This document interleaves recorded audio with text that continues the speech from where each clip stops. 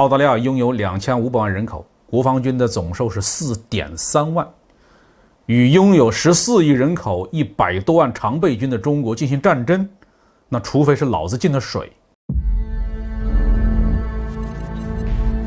各位网友，大家好，这期的话题说的是澳大利亚媒体嘲笑该国的核潜艇计划。9月15号呢，美国、澳大利亚和英国高调宣布成立奥库斯军事联盟。澳大利亚更是宣布将原来与法国签订的制造12艘常规潜艇的合同撕毁，转向谋求与英美合作，制造8艘核动力攻击型潜艇。这个消息公布以后，引起了澳大利亚媒体的广泛欢呼，仿佛澳大利亚一下子就具备了对抗中国的实力。但是呢，并不是所有的澳大利亚媒体都看好这个核潜艇计划。比如说，澳大利亚著名的政治讽刺媒体叫贝托塔倡导者报，在9月17号就发布了一篇很有意味的文章，一针见血地戳穿了这个核潜艇计划带给澳大利亚反华政客的虚幻的梦想。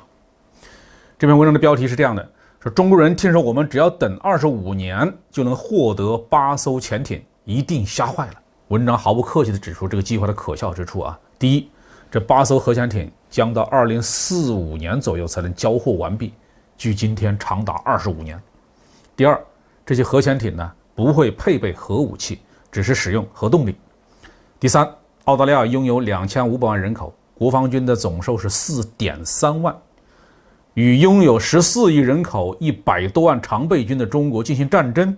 那除非是老子进了水。但是呢，这个贝托塔倡导者报是一家小报，他发出这个声音呢，很快就淹没在反华媒体的叫嚣声中了。2045年的世界会怎么样，我们很难预测。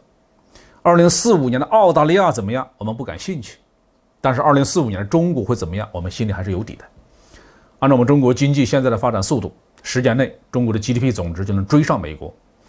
按照中国人民解放军的发展计划，到2035年左右，我们就基本上具备全球打击能力。今年是中国“15年”计划的第一年，中国海军的造舰工作即将迎来新一轮的井喷。我们可以比较有把握的预测，到2045年，中国人民解放军的总体实力一定能够接近甚至超过美军。奥库斯军事联盟在战略上根本就是一招败棋，它激怒了法国，让欧盟更加坚定的要走自己的路。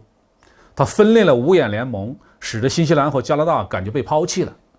让日本和台湾这些亚洲的小弟对美国更加的不放心。而这个核潜艇制造的合同，在未来几年里还将让英国和美国之间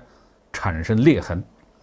目前呢，英国和美国都有参与这个核潜艇计划的竞标的产品。英国的是机敏级攻击型核潜艇，美国的是弗吉尼亚级攻击型核潜艇。这2型核潜艇都需要进行一定的改进，才能够满足澳大利亚的需求。核潜艇的制造将在澳大利亚本土进行，以增加澳大利亚的就业机会，同时还伴随一系列的技术转让。英国和美国将会提出不同的条件，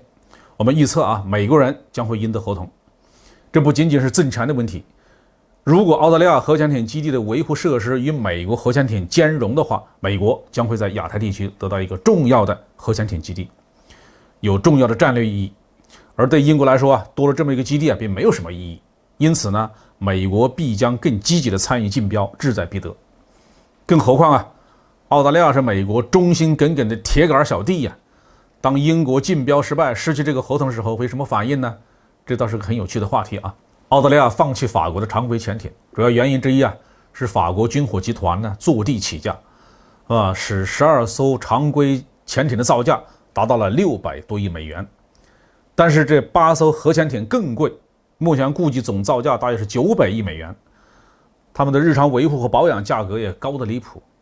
美国和英国载起客户来，但是一点也不比法国人手软最根本性的问题是，澳大利亚的军事力量目前对中国是人畜无害，中国就不把它当回事儿，不把它当作威胁，所以澳大利亚是安全的。但如果他冲着中国建起了核潜艇，正儿八经的威胁起中国来了，还要充当美国的打手，跑到中国的沿海周边近海近岸来替美国来侦察情报，那我就觉得他就不一定安全了那解放军一定会把他揍得满地找牙。好，这句话就说到这里。